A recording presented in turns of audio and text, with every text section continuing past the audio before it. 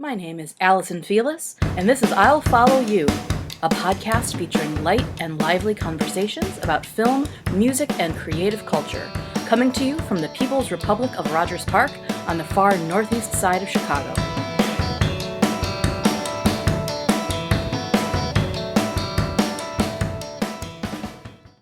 Today, I am so pleased to welcome to the show Chicago artist and my dear friend Lewis Lain. Lewis's work focuses on storytelling, simple aesthetics, and recycled resonant material. He favors reclaimed windows and found glass as canvas, which he combines with cardboard and acrylic to create multi-dimensional paintings punctuated by saturated color and bold line work. Notable exhibits include his recent 10-year solo retrospective, Reevaluating A, which is at the Ditmar Gallery on campus at Northwestern University, a sculptural story called How Six Found a Way at the Harold Washington Library, an installation for Any Squared's Because Art exhibit at Hairpin Gallery, and Respond React, a featured 2011 Chicago Artist Month exhibit. Lewis was awarded a mural commission from the Village of Oak Park in 2010 and was invited back again in 2019 to install a second one. He presented the Cycle of Coexistent Exchange at the 39th Annual International Conference on the Fantastic in the Arts and was selected to paint a barrel for City Winery Chicago's benefit for Intuit Center for Intuitive and Outsider Art. Lewis has also created over 500 pages of illustrations for Los Angeles author Roby Duncan's webcomic Smaller Totems, which you can read online at www.smallertotems.com. To round out his incredibly productive decade, he created a semi-autobiographical divination deck called The Turned Earth Little Lenormand, 100 copies of which were produced after a funded-in-one-day Kickstarter. Lewis and I have known each other for about 25 years now, I think.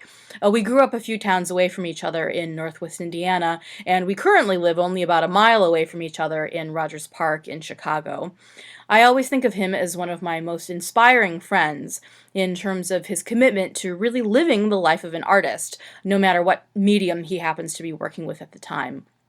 So I'm incredibly pleased to share this chat with you today so you can hear for yourselves how thoughtfully and deeply he approaches his artistic process.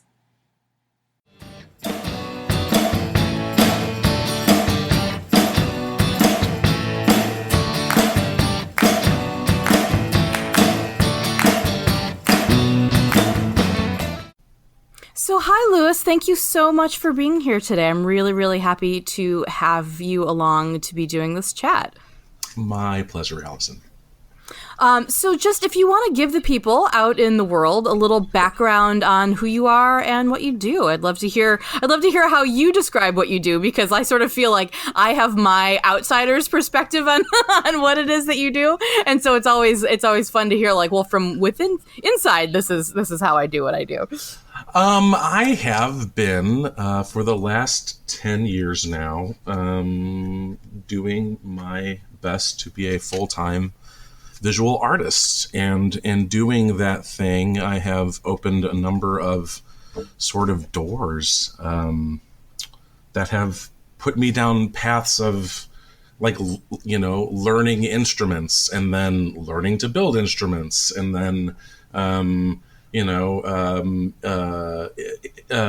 layout and format, and illustrating has opened this door for this and that and the other thing. So I found that I've been fortunate and privileged enough to be able to follow sort of like the fun of my life right now, and that fun has been making things and telling stories while making those things. And I have been fortunate that it has been lucrative enough for me to, like, file artists on my tax returns for 10 years. So that's beautiful. Do you know what I mean? I think it feels, thank you. And I feel fortunate. And that's kind of what I've been doing.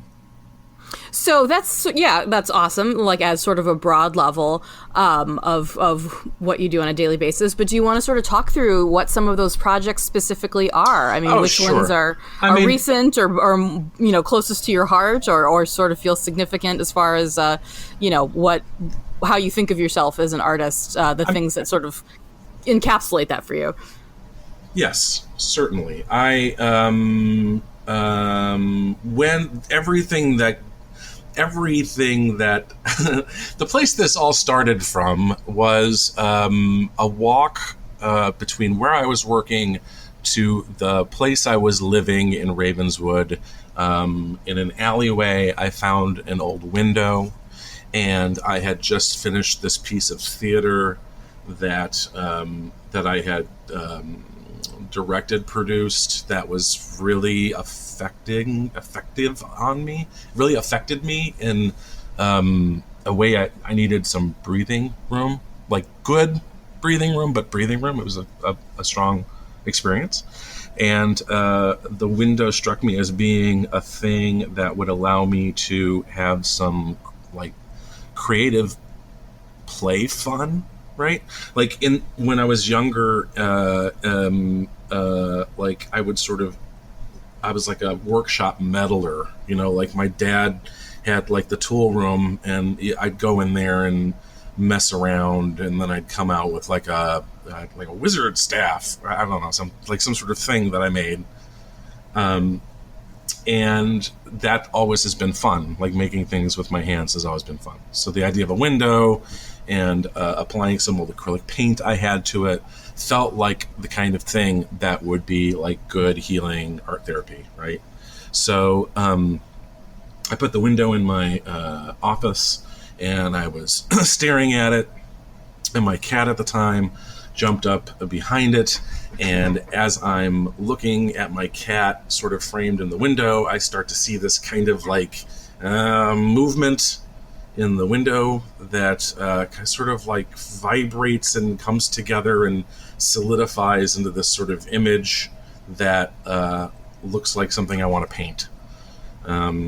And it has layers to it, so I get a box, and I cut this old box up, and then I paint it, and I glue it all to the window, and like I have a painting. And it was so much fun that I'm like, I want to do it again and again and again. So I go back down to the alley and grab like former windows out of the rehab, and like I'm just at this point I'm just making them. That's what I'm doing every day. I'm like painting these windows, and as I start moving through it, I start noticing there's a narrative, and I start to sort of like kind of just go with where it feels like it's going. And at some point I'm like, oh, my subconscious is so great, and and have this sort of like Michelangelo freeing things from marble moments. And then something happened where it was like, no, on the other side of these windows is a thing, and you're communicating with it, or you might be schizophrenic.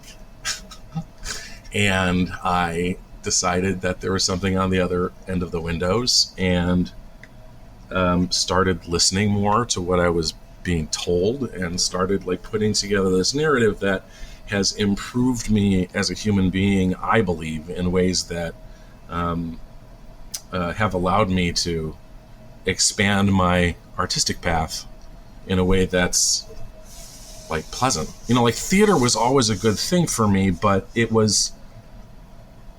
I was passionate about the medium, but I don't know that like passion was the right thing to follow, right? Like when the painting was fun, and then figuring out what to do with the paintings was fun, and that made the business of art fun, at least on a level that I was able to make some money from. And then the more doors I opened, and the more opportunities showed up, and then at some point it's like, oh, it would be a good idea to refine my illustration skills. So like I refined my illustration skills, and now I'm doing a web comic, right? And then at some point I decided I was going to try and do like I was on the 5 thing a day thing. Like I'm going to do 5 things a day. And then I was on the like, I'm going to make something with my hands every day. And I can say like, I think I probably do still make something with my hands every day. I don't really notice it as much, but like I don't know, like working where I live has allowed me to incorporate my creative experience into my working environment in a way that it's all intermingled and wonderful. So like I go and sit in my office, and I'm working right now on illustrating this second Lenormand deck that's going to be focused on my painting work, on my worldview work. So it's going to be like a worldview Lenormand. And just working through like those cards has turned into like, it's not a job, it's fun.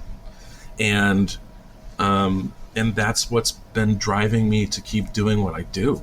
It's like, what's fun today? Playing with clay, that sounds fun. Let's do that. Like, okay, let's sculpt right now. Or let's learn the violin, because I can barter an old banjo mandolin to this guy for this violin, and I'm going to pick this instrument up now, right? Like,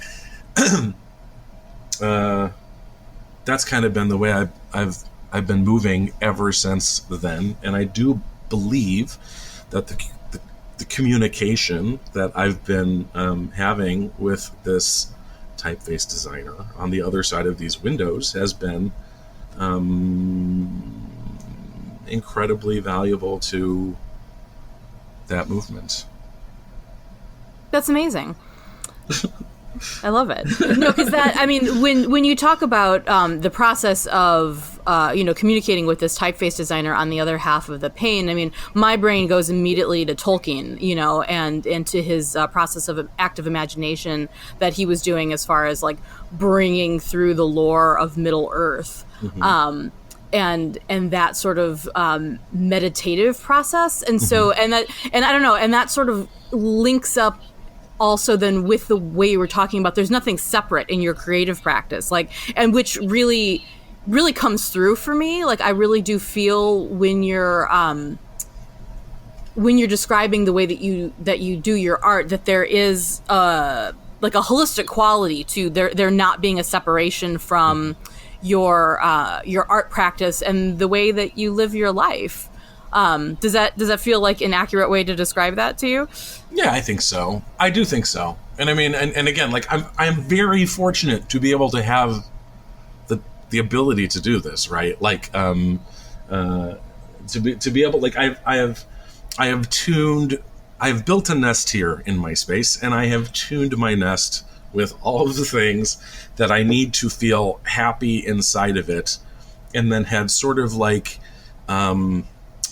layered in games and tools and prompts and things around the house in ways that make it easy for me to want to pick things up and do these things. Like, there are instruments all over my house. I mean, honestly, and I say that not like to be like, oh, I have instruments all over, but to say that like a person who really likes instruments would probably be horrified by the way that I have them around the house. But it's because if I have a guitar leaning up against my desk right now, I can pick it up and play it when I want to. If I have a mandolin leaning across a chair right now, it's because I know I can pick it up and play it when I want to, right? If I have my paintbrushes by my sink, these things are there, and they allow me to do these things, probably at the expense, especially of the music instruments, honestly. But again, like, if I tuning my space in a way that makes me want to continue to do things has produced, things that have been like pleasantly lucrative for me that allow me to keep doing these things. And I think, again, it's like fun is like such a key, and like maybe incorporating living environment into studio environment might be a part of that, right? Or at least an enabler of that behavior. So talk more about that idea of fun, because it sounds like that's sort of like in contrast maybe to a time when you weren't having fun, like with your creative output. Like, is that something that you feel like you've uniquely harnessed recently, or is that something that was always a priority that then you figured out a way to like take the next step on? I think I really realize in the time between the last play I did in the theater. So, I went to school to be a theater director. I put time into the theater. I spent 10 years in Chicago doing theater. I acted in plays, I directed plays, I produced plays. I wrote a play, like we did some things. And I never made any money in it. But I love the medium. Like, I love the idea that, like, you and I can do. I mean, we kind of are doing a piece of theater right now, right? Yeah, totally. It's a, we could do it now, and it can be immediate.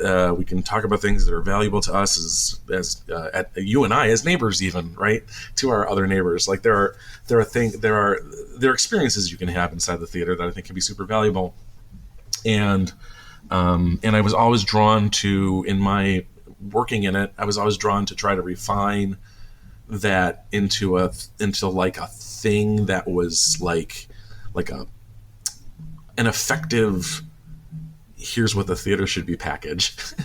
And in doing that thing, it was so, like, life changing to me. Like, we were producing plays at the end of it that were like written by local authors, to speak to Chicago audiences, and they were $5 tickets, because I think theater should only be $5, and they were late night, because I think late night's when magic happens, and they were Friday and Saturday, because, like, Thursdays and Wednesdays and Mondays and Sundays are not good days to do anything, but, like, theater should own the weekend too. Damn it. Like, it should be, can I say damn it? Damn it. Totally. It should own the thing too. So that was a thing, and because theater should be immediate and should be about communicating to the audience you're communicating to, and not someone 200 years from now, or even 10 years from now. Like, we had local playwrights who had something to say. That it was always 1 hour, because I think an hour of theater is about as much as as much as anyone should need. Like theater should be poetry, right? And, like, you don't need a lot of poetry. You need small amounts of poetry. Like, theater should be. Some people need a lot of poetry. I'm fine with that. Like, to each their own. To each their own. I guess my point is this: I can make a big statement with a small amount of poetic words. I can't, because I'm terrible at that sort of thing. But so, like, people can, right? Theater should behave similarly, in my mind. And it's hard. It should be. I mean, it should be really hard. It is hard to sit through more than an hour and a half of theater. I mean, I think people might agree. I don't know. Whatever. It doesn't matter. I have trouble sitting through more than an hour of theater. And when they have intermissions, it's hard, because it breaks up the momentum you've been building. Right. Like, again, like, beginning of the play, we're telling you a story about people's, like characters doing things that is affecting other things, and then all of a sudden we're going to give you, like, 10 minutes to go, like, use the bathroom, smoke a cigarette, and then you come back and you got to, like, get back into the experience of, like, removing your self-awareness, whatever. So the idea of it being small, compact was an important thing.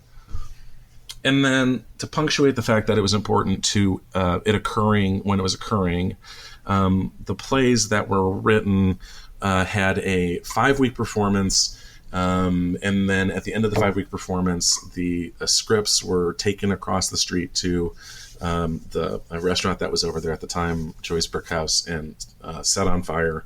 And we eliminated all written record of the thing we had. So what we were saying is, like, you give me $5 of your money and 1 hour of your time, and I will tell you a story for you. You're the people that are going to hear it. And at the end of that experience, you could go do what you do with it, and we're not going to do anything else with it. And you know what? It's not going to be as valuable. and I'll stick to that. Like, they were amazing plays. We did 3 of these at the end. And they were all they were wonderful experiences.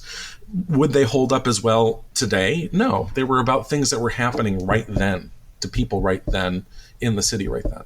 So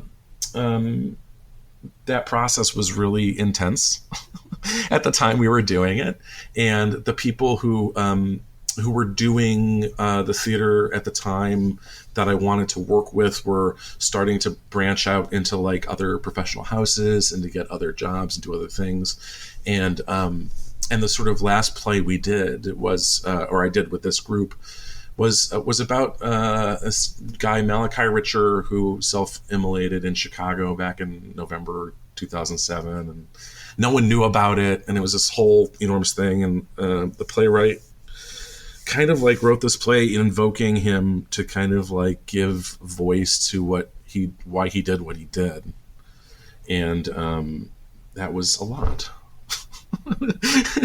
So at the end of that experience, I sort of re-examined why I was doing the theater. And I realized I had a passion for it. I felt strongly about it. But something made me want to paint. And the thing that made me want to paint was that painting was fun. And when I realized that the thing that drove me to theater ultimately was that it was a place to tell stories. And I realized I could tell stories in a number of different ways. Quicker, if I'd like, because it's just me, through my visual work. So it became fun, easily accessible fun. And at the time, I had the job I was working was in a bar that was closing. So I let go towards the end of the closing process and had been given a very generous amount of money to get through as much time as I could without a job, and decided I was going to take that cash and use it as a way to jumpstart my visual art stuff. So, I got some business cards and got a website, and again, all of this stuff was fun. It was all fun. None of it felt like work. And to me, it didn't feel like I was chasing passion. And yet, a very strong passion for what I do is definitely there, right? I do feel strongly about the stories I tell and the work I do and the way I tell those stories. And so talk more about storytelling, because I do think that is very much a hallmark of your work. I mean, I think that a lot of times, people think about, visual art, and that it's this static thing, and that, maybe if you're a little kid, you go into the museum and you say like, oh, that tree over there is where the bird lives or whatever, but I think that a lot of times people think of art as not being meaningless, but being narrativeless, but yet your work is so animated by narrative. So I just was wondering if you'd talk a little bit more about how that informs the way that you create your work. Yeah. I mean, story always has been, again, an interesting. Story is important, and the idea of a narrative, like under the swing and go of a narrative is a sort of a sub narrative. There's totally it's not even quoting. I'm using the wrong words here, but the idea of story's always been fascinating. The idea of story under stories has always been fascinating to me. And when I started painting and started paying attention to what I was seeing, however this is manifesting, when I started paying attention to what I was seeing, and really connecting those dots, I started realizing that, like, here are things that have some aesthetic beauty to people, and I know underneath that aesthetic beauty is a story I'm being told that I just started incorporating into the work. I mean, I don't know, like, to me, like, I don't know, isn't all art, like visual art, sort of narrative just to some level? I mean, like, because I start thinking about, like, I think about work that has like, even just stuff that looks like it's just color study. Like, the artist created that thing with, like, intention, right? And intention to be shared. And in that way, like, there's some narrative inside of that as well. I mean, I take it to a level of, again, for me, telling a story is fun, and the windows that I've been working with have again given me sort of a starting point with which to explore narrative, as it's being given to me, right? And then based off of the way I've been able to process that narrative through these windows, it's allowed me to apply those lessons to other forms. So, webcomic with Roby Duncan, Smaller Totems. Illustrating that comic becomes more than me just generating Roby's visual. There's sort of like I'm telling a story inside of his story at some points that makes the comic, I think, really interesting to me anyway. But learning the way he uses narrative, right, and then his allowing me to, play in that, again, expanded my storytelling. I don't know, like achievement unlock, right? Like, my points went up, and now I can do better. And then, as I start exploring other modes of creative output, I come across Lenormand divination, and realize in the layout of a Lenormand deck are a series of key images that all Lenormand decks have. And it would be very easy to take those key images and unify them with a narrative that could make an interesting thing. So I used that to build my Turned Earth Little Lenormand. And again, like, achievement, right? I feel like it feels good. And so I keep doing it, I don't know. I might have lost track here. No. So, I got caught in my own personal reverie. Well, so on the topic of the Little Norman, do you want to talk a little bit more about that, about the process of making that and how it all came to be, and then what it actually is, and do you still even have any available, or did they all sell out finally? I do. I have 7 left. There were 100 made. The deck. So, a friend of mine introduced me to Lenormand as a divination system. I despite all of the things I talk about, seeing things and other worlds and windows, and I don't consider myself to be a particularly spiritual person, and often kind of feel skeptical about things. I mean, not in a way that I'm going to be like, your way stinks, because I see things in windows. So I'm not going to throw stones at people. Whatever you tell me is a thing, I'm going to give you the benefit of the doubt, right? But Lenormand decks as being divination tools to see the future. I'm skeptical, but I like what I'm hearing. So, the best way to explain, I don't know. I should probably Google this right now and tell you, but back several hundred years ago, Marie Lenormand in her parlor uses a deck of playing cards. I believe 7. If anyone is 7 through ace, I'm again going off the top of my head here. She uses these cards to divine the future by assigning each card an image, and not even really an image, but a series of keywords, right? So the dog is loyalty, and the dog is the 10 of hearts. Okay, so she uses these cards to tell a fortune, tell the future, and then history sort of whatever things happen, and then you get a series of Lenormand decks that come out. And honestly, the research of it leads me to believe that it's like tarot, right? It started somewhere, and then people packed mysticism into it, and now it's what's what anymore, right? That kind of thing has happened to Lenormand, I think, maybe.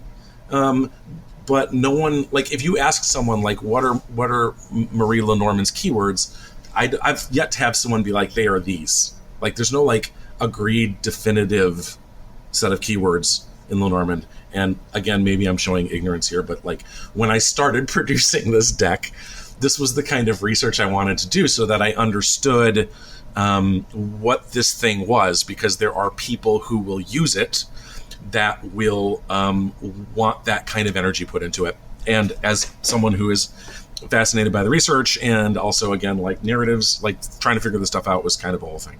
So in figuring out as much as I could about it, there was the idea initially to make Turn to Earth into a folk horror deck. And when I really started talking about folk horror, I realized, again, there wasn't really like a solid definition of what this thing is. Like, people will be like, well, it's Wicker Man.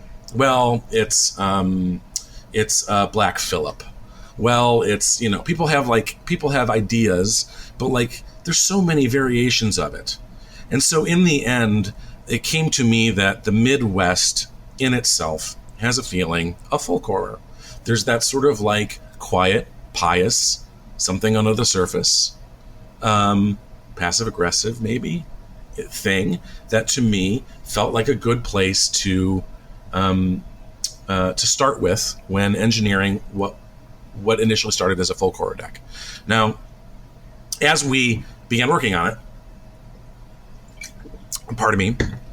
as I began working on it, I realized that Midwest, I should take a trip back to my home, and then from there a trip to North Judson, where my dad was born, and kind of wander around there with a camera and take photos of the area in order to sort of capture a palette. Because like initially what I was going for with the Turned Earth deck was I wanted Midwestern color, right? So like, which I think you nailed, by the way. I mean, like, I'll put the link to the deck in the show notes, but everyone should go take a look at the artwork that Lewis has created for this deck, because you and I can talk about this further, but like both being from Midwest and growing up in Indiana, it was so immediately identifiable the way that you created the artwork, and like you said, the color palette. I was like, wow, really blown away by that achievement. So like, kudos, that was really beautifully done. Yeah. Thank you.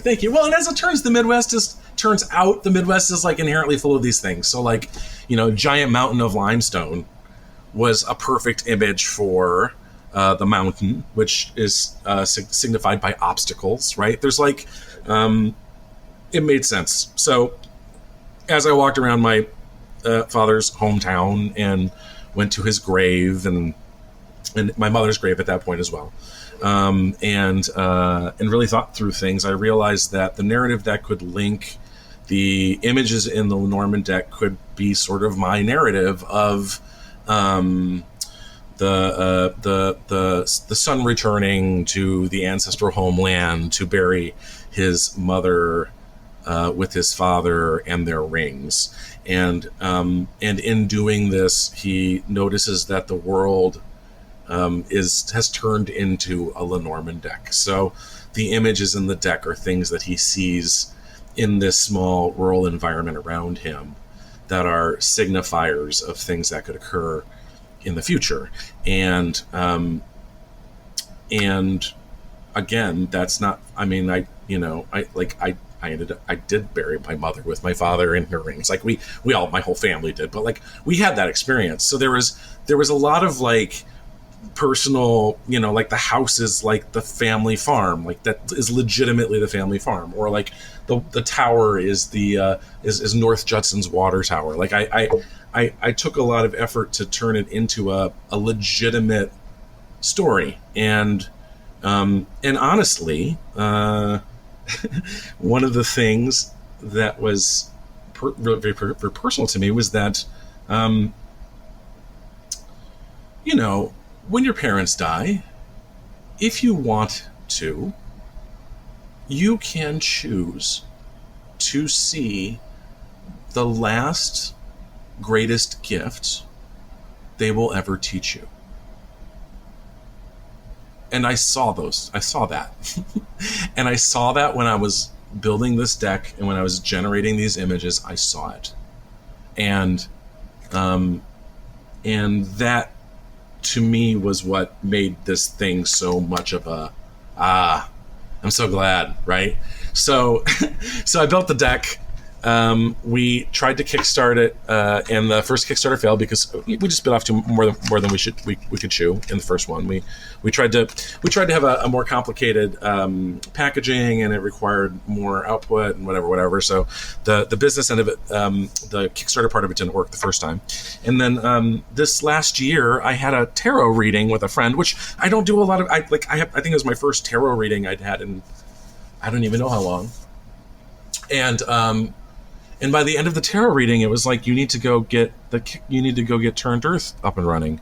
So I went home and like finished the deck and finished the design for the box and like found a printer in the US and then like got my Kickstarter ready and then like put people in the Kickstarter so that they're ready to go, and then like generated the Kickstarter essentially as like a point of sale and like got everything all lined up. And 2 weeks later it launched, and then the next day or the day it launched, it funded by the end of the night, and then like at the end of 19 days was like, I don't know, like 278% funded and like almost sold out. So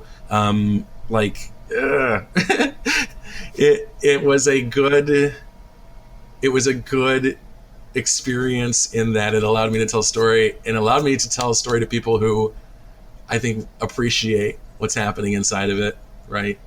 So who's been like, how are people using it as you've seen, like people who've picked up on it? Like how are people utilizing the deck that you created? Well, it honestly depends on who we're talking about. Like, they're everywhere. Like, there's like a bunch of them in Australia, and there's some in Germany and Portugal and Netherlands and France and other places. They're all over. Japan, the US, Canada, Mexico. Yay. The people that have come back to me and have told me about how they're working, all have like one of the things I've said about it, because I had one that I had made that was a prototype, and as I was using my prototype, as it turns out, I got hooked. I'm a fan of Lenormand, and I use my deck, right? Like I use my deck in a way of so Lenormand is best used for small open-ended questions, right? Like if you're drawing tarot, they're generally larger experiences and like more stuff. Lenormand is like, my favorite Lenormand question is, how might I navigate my day? So in the morning I wake up and I say, how might I navigate my day? And I draw and I shuffle my cards. And I say this thing to myself, and then I draw 3 cards. I often give myself a 4th card for clarification if I need to, but I settle that in my head before I do it, and then I draw those 3 cards, and then you read those cards like a sentence: noun, adjective, adjective, right? So like, let's say you've got like the heart and the whip and the clouds. The heart would be the noun, which would be like love, romantic love. The whip would be the adjective, which would be like repetition, could be body harm, could be kinky sex here. And clouds, so I just drew these cards as we're talking. Clouds would be confusion, right? So you could say confusing, repetitive romance. What is confusing, repetitive romance? Maybe this is a I don't know what I mean, we could go all sorts of ways with it. But my point being, that's how I was taught to read them. Now, some people do different draws. Like 5-card draws are not uncommon, 7-card draws. You can lay them all out in a grand tableau that will allow you to look at like different facets of your life and how things are moving and working. The most noticeable thing that's happening is I've had a number of people who were not Lenormand people when they purchased the deck or when they supported the Kickstarter, who now are Lenormand people who want my read on their draw. And for now it's fun. But at some point, like it's,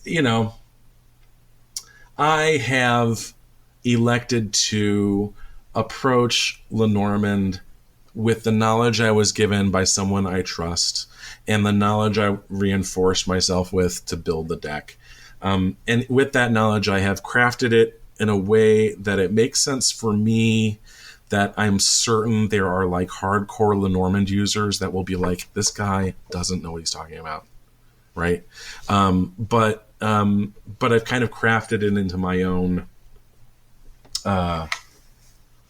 my own value, right? Like certain cards take on meanings outside of meanings. Like whenever Bear shows up, I know that that might be referring to this person in my life that sometimes Bear prompts me to contact, right? It's which is not necessarily something that anyone else that uses a deck would encounter, although I think some people do. So this seems like it seems interesting that you completed the Lenormand deck that, you know, had been in process for a while, like right around the same time that you did this great big 10-year retrospective gallery show. So what's your insight on that? Like, what's your read on all of these sort of like, you know, reflective moments coming sort of around the same time? Well, I mean, you know, one of the things that happens on the full time is like you try and plant as many things as you can plant as early as you can plant them. So the gallery at Ditmar was something that I had known about since before the summer, even the year before, and had some time to focus on really generating that show.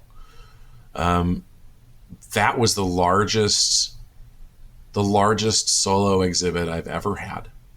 It had it had 43 paintings and a dozen sculptures, and it was linked by two narratives. There was one on one wall, and then one that linked into the narrative into the second wall.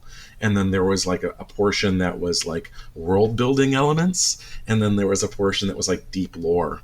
And if you traveled around the gallery in my intended path, it would tell you a story in interacting with it as you move from painting to sculpture to painting to whatever. And I had the pleasure of giving a number of personal sort of like tours of this gallery when it was occurring. That like really did a thing on me. I mean, to sort of like generally answer your question, like the experience of doing both of these things at the same time felt just like a thing that made sense because, you know, like, again, as a visual artist that has spent some time learning a number of different pathways to creating things, like it just makes sense that I'd be doing this and also this. The Lenormand deck, quite honestly, had very little to be clean. I mean, there was some stuff. I did clean up the cards and had to generate the white book. So there was stuff to do. It wasn't like a quick thing. But I think I was in an energy at the time. Like I came out of the summer. I had some, I don't want to say depression necessarily, but some anxiety. That was stuff I was dealing with. That I pushed my way through in a real solid way that I think kind of allowed all of this to happen at the same time and in a way that was, like, fortunately for me, very meaningful. But the Lenormand deck, the the Ditmar gallery was sort of like several months worth of kind of planning and figuring and working, and then towards the end, like a solid month of like, here the paintings are coming fast and furious, and it's like 14 things come out in the last month, and then here's how they go on the wall. And normally when I paint, I'll take a painting, I'll hang it in my space, and I'll live with it for a while. And in living with it, I'll walk away with a better understanding. Like I have a conversation with it, right? Like the giant octopus painting in my house is teaching me about the neutrality of events. Like everything is neutral until I choose, or you choose, or we choose to apply a positive or negative to it. It doesn't need to be a thing except for something occurring in this world. Like I have time to live with that. I process that. I walk away feeling better about navigating my environment. and all is good. Now, the Ditmar Gallery had, like, again, 14 paintings in the last 30 days. There wasn't a lot of time living with it. So putting the gallery up in the story and then being allowed to, not allowed to, but then needing to walk through the gallery and sort of tell the story as I'm moving was this, like, Lewis brain generator. It was like every time I walked around and talked about it, like a crank turned in my head and I was like, whoa.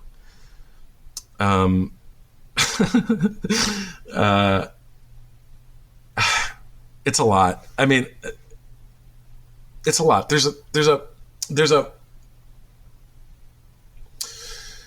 by the end of it, I think I walked away with this, and I'm still circling around it. So pardon me if I'm not articulating it well, but the way we perceive things is so very debatable, right? Like, there's like a painting of a bowl of beautiful red strawberries, and when you it looks like beautiful red strawberries with a green screen over it, like a green filter.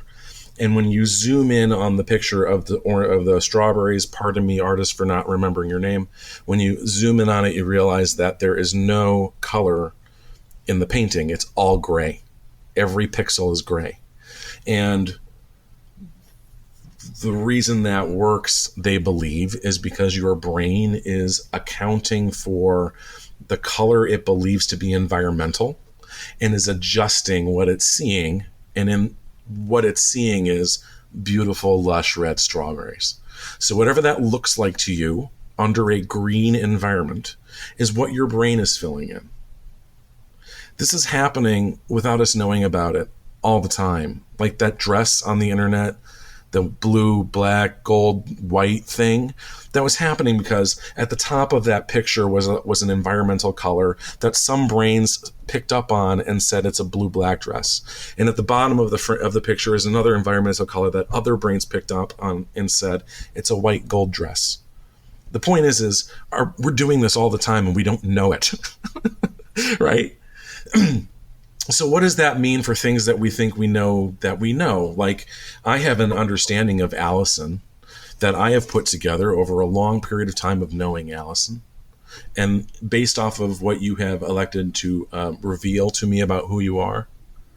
And in that way, I've generated an identity that is you. But is it any... is the Allison in my mind any more Allison than the red strawberries that are actually gray? Does this make sense? Well, so bring it back to me to what you were bringing forward from seeing all of your work gathered in this way. So is that just like, is the filter over the strawberries?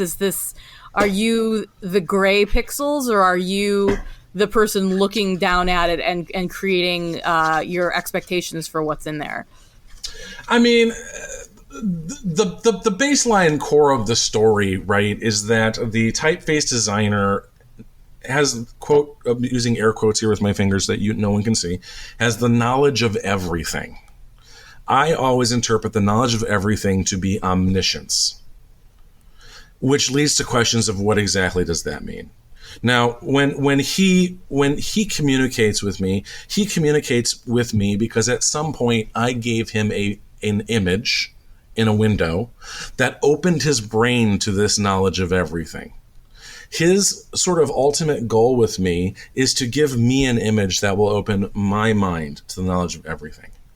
I've painted over 200 paintings because of this communication with this guy, and I am no closer to the knowledge of everything, I don't think, than I've ever, I don't even know what that looks like. Like, what does that mean? And honestly, if he has a knowledge of everything, he knows the image, potentially, that he could give me that would give me the knowledge of everything, so why have I been painting for 200 paintings?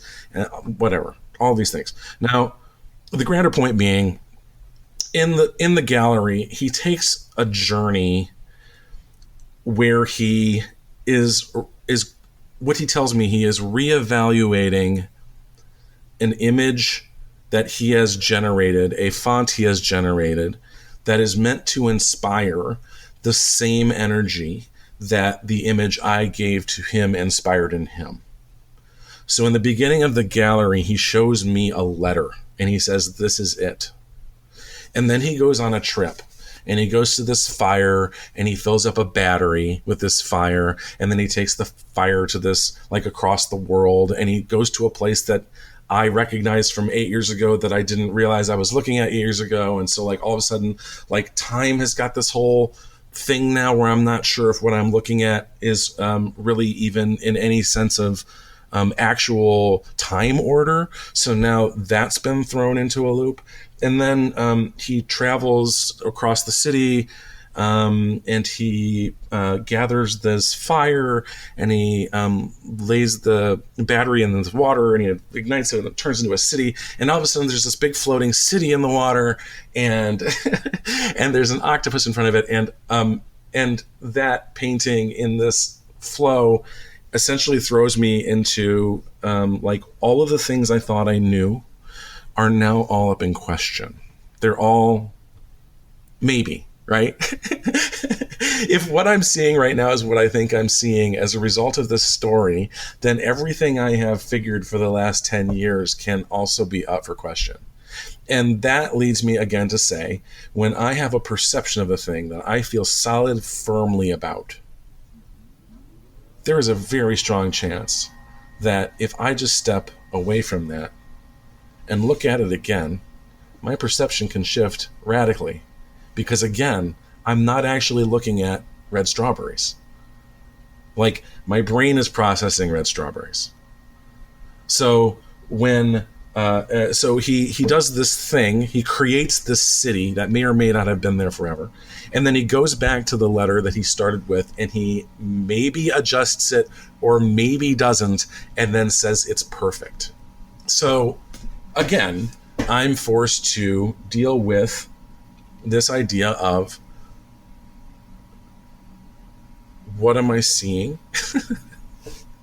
And what does the value I'm applying to the thing I'm seeing? How important is that thing when my judgment, my perception of that thing could so very well be off? And then there's a secondary story about this cat taking this trip that again affects the whole thing in its own different way. And then there's a reminder of the fact that there are things I've seen in time, like the story as it's been given to me has been given to me from 2009. There are several paintings in the exhibit from 2009, and there are many paintings from 2019, and there are paintings throughout 10 years inside of the gallery that all interlock in the story as though they were being told to me in a time order, but they weren't. So is he telling me a story as it's occurring, which is what I always thought? Am I learning a story that he's already told and he's just giving it to me very slowly? It causes me to re-explore the things I thought I knew about the story I've been telling for 10 years. And in the end, it also caused me to pause. And in that pause is when I produced the Lenormand deck.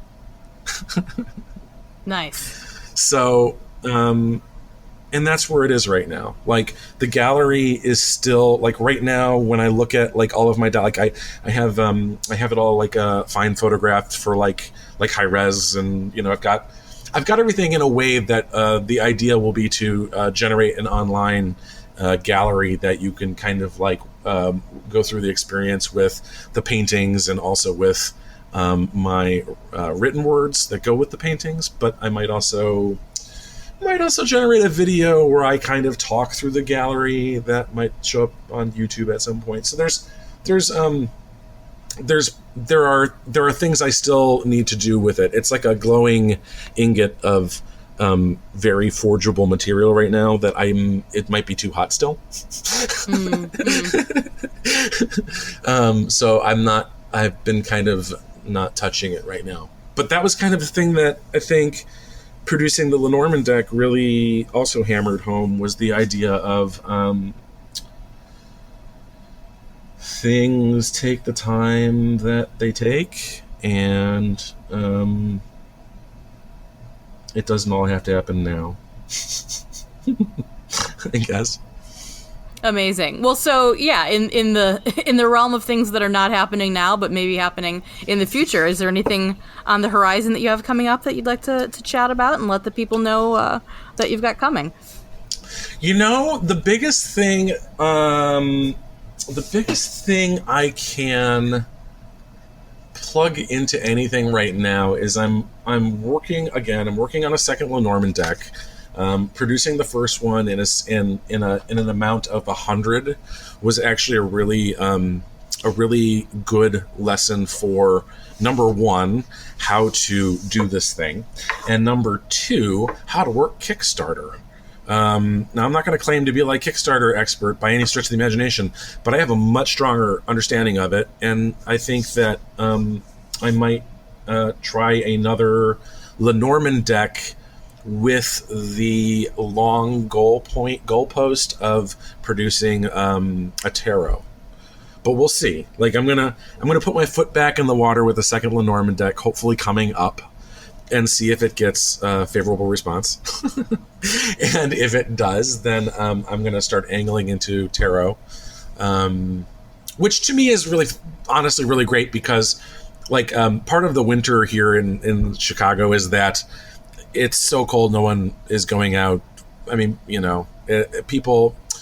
places that I normally hang artwork aren't looking for artwork right now. Like, everyone's just waiting for the thaw. So there's a little bit of, like, I'm not sure where my next exhibit is yet at this point. Oh, that's not true. I'm going to be in the Crown Point High School alumni show. Oh, amazing. Yeah, I have a painting in the Crown Point High School alumni show, which is coming up in, I think it's February 3rd at the Crown Point Library. I don't know, but it's so much fun for me because, first of all, it's a canvas that is from they didn't want three-dimensional stuff. They wanted to keep things like, not damageable, I'm assuming. So I decided I was going to paint a canvas, and, like, this is the first canvas I've painted since, like, I was very young and had, like, a Bill Alexander magic paint kit, like, oil canvas kit. Like, I don't use canvas. It's just not a thing for me. But I decided I was going to use canvas, and I found this old painting. Someone had painted a family portrait in 1970 of the Bailey family, and then someone in, like, 20-something painted over that, and then that thing fell off, and underneath it was just like a black undercoating, like a black primer. So then I used that to paint the painting I submitted for the alumni show. I started it in 2019, like on New Year's Eve. I finished it in 2020.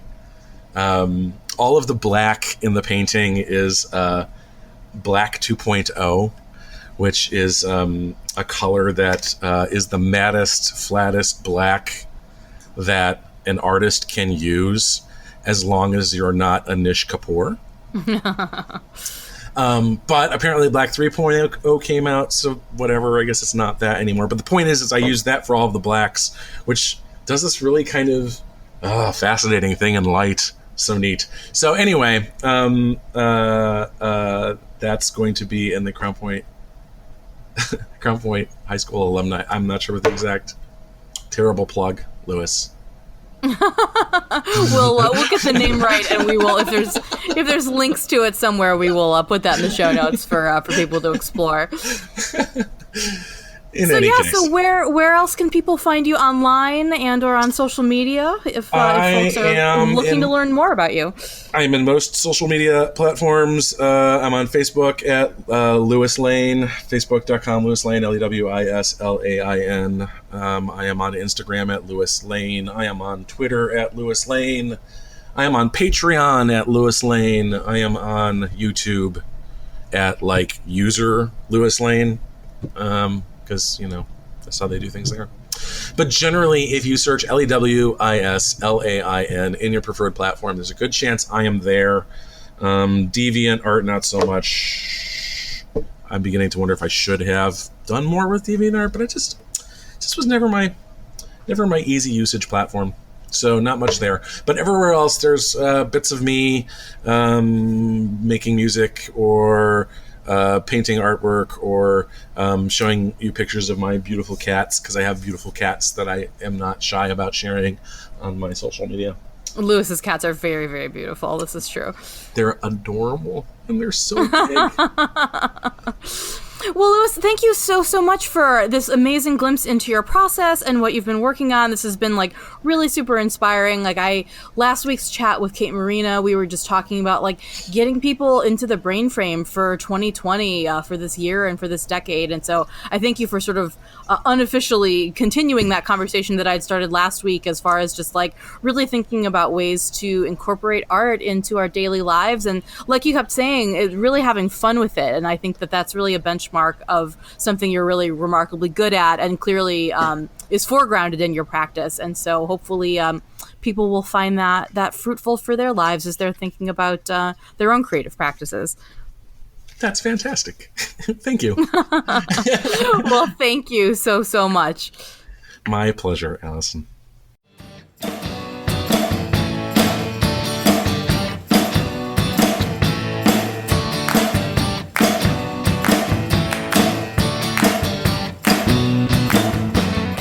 What a fantastic chat. I have a copy of the Turned Earth Little Norman deck, and I'm still teaching myself how to read in that style. I'm not very good at either tarot or Lenormand decks, but I love them and they're beautiful, and I have a million of them. But like I said, Lewis's deck, it really conveys the look and feel of the small town Midwest in a way that's really moving to me beyond even its divinatory capacities. It's really just a beautiful object to look at.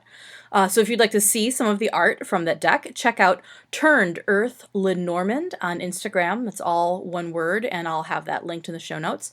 And you can also message Lewis there if you'd like to pick one up, one of the remaining decks from this first run.